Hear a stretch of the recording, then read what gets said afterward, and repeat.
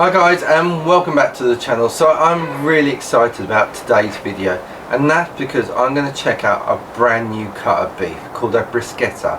Now this has been all over the internet, all over Facebook, everybody is raving about it, and it's been marketed as a brisket alternative. Now I love brisket, it's one of my all-time favourite barbecue bites. In fact, I've done videos on both the offset and the Traeger, so please go and check those out. But I don't always want to cook a full pack of brisket. Not only do they take a long time to cook, they feed a lot of people and they can be pretty expensive. But what the Brisquetta is meant to allow you to do is to basically enjoy everything that you would with a full brisket, but it's meant to be at a fraction of the cost.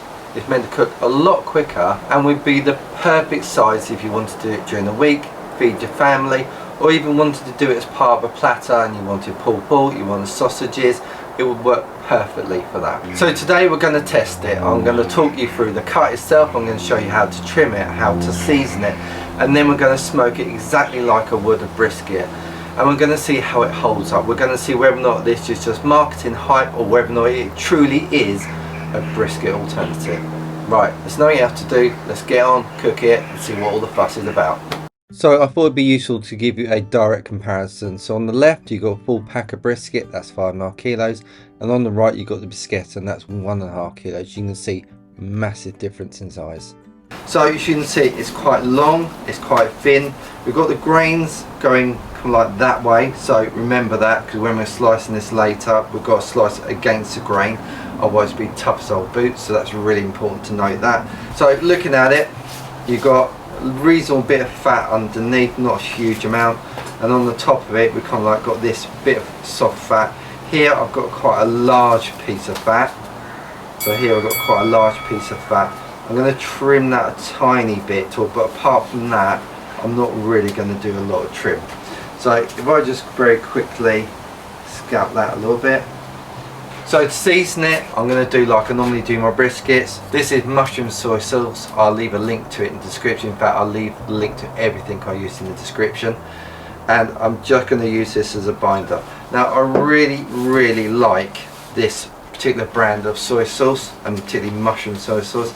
It's really dark, like really dark, and it just adds a kind of like a really beautiful flavour to it, so it works really well. So to season it, I'm going to use my own rub. So I'm developing a rub with Sure Shot SIDS, and it's designed purely for smokers, so for like particularly for beef, and if you use, whether you use an offset or a pellet smoker, this rub is designed just to really enhance flavours of the beef that you're cooking.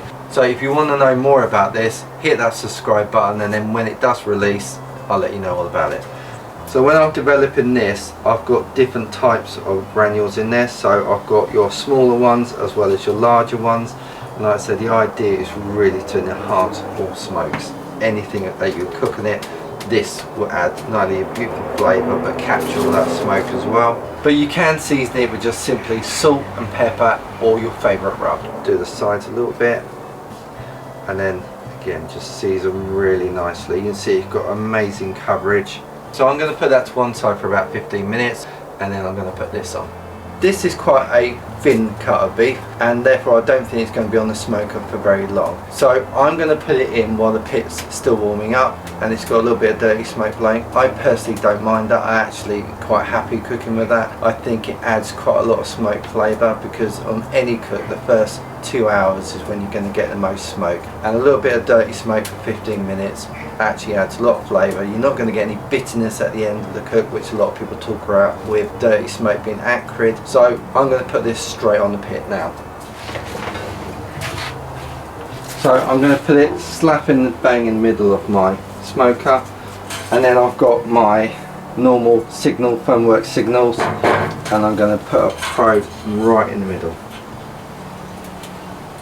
So that's about there. So the pit itself I'm going to run at 250. I'm going to keep it constant throughout the whole cook. In my other brisket video where I do a full packer, you'll see I step up the temperatures throughout the cook. Again, go and check that one out. But with this one I'm just going to keep it constant at 250. I want it to be a really nice, simple, very uncomplicated cook. So I'm just going to leave it at 250, and I'm literally going to let it rock in here for the next couple of hours. But let's shut this smoker down and I'll let this crack on, and then we'll check back in a little bit.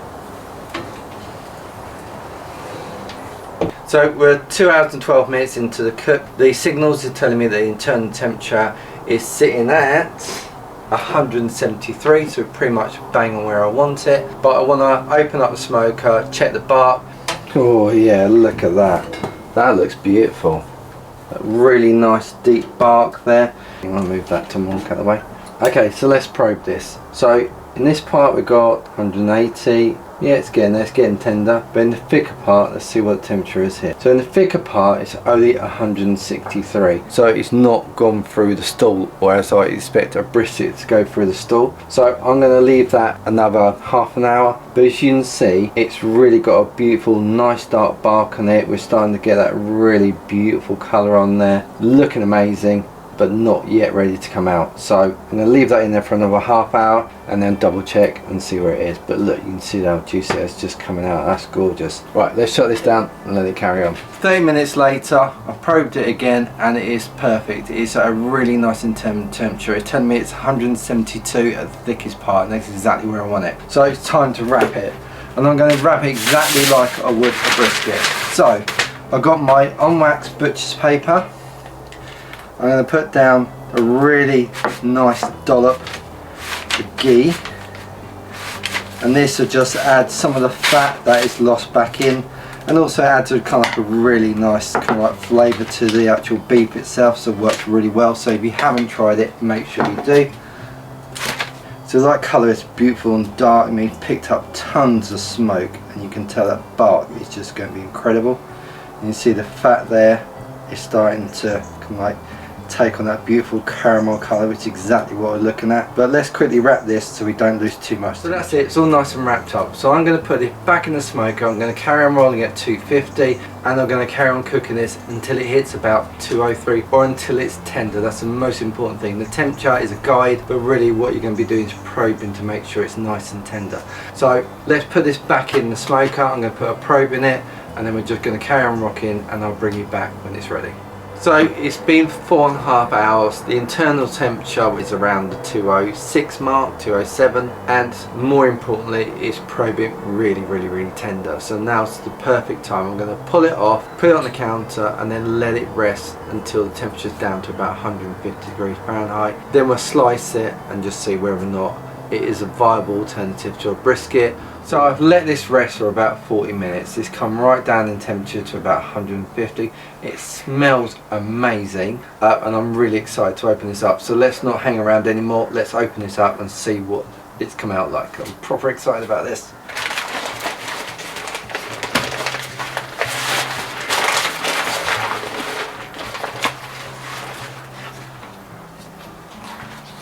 Oh, look at that. Oh my goodness. Right, I'm going to save these juices, going to put them to one side. Wow, look at that.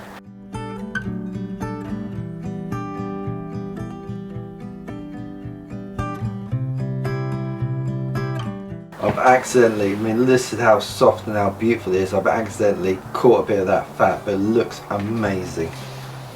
Oh yeah, it smells incredible. It smells like a brisket, funnily enough. Got that beautiful dark bark. Oh, right, let's slice this. Let's see what it's about. Now remember, grain's going this way, so I'm going to swizzle it around, and I'm going to slice it this way across the grain.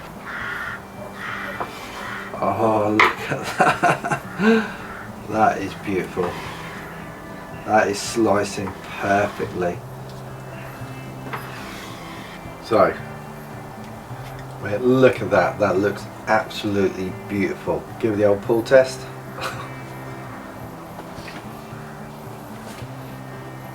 That is so tender. That is amazing. They've got a really beautiful beefy flavour. That seasoning, obviously my seasoning, tastes amazing. Got a beautiful bark, beautiful smoke ring. I mean, what's not to like? This is incredible.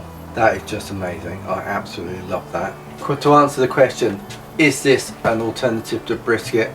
Absolutely. In fact, I would say this is as good at. And the beauty of this is that it's so much smaller. It's a really nice quick cook. Arguably, if you cooked it direct, you could probably cook it even quicker. If you got yourself a Ninja pellet smoker, you could probably cook this literally in a couple of hours, I reckon. But this has come out absolutely beautiful, and I would 100% recommend this. So I'll leave a link to John's website down below. Go and grab you one of these. How long they're going to be around for, I have no idea. Go and grab yourself one. These are a real treat. Taste beautiful, cooked amazing, and you know, at a fraction of the cost of a full pack of brisket. So absolutely amazing. 100% recommend this. If you enjoyed this video, please go and check out my other playlist. There's an offset playlist, there's a Traeger playlist, and there's loads of videos on there that will hopefully help you in your backyard cooking. But until the next video, take care of yourselves, and I'll see you soon.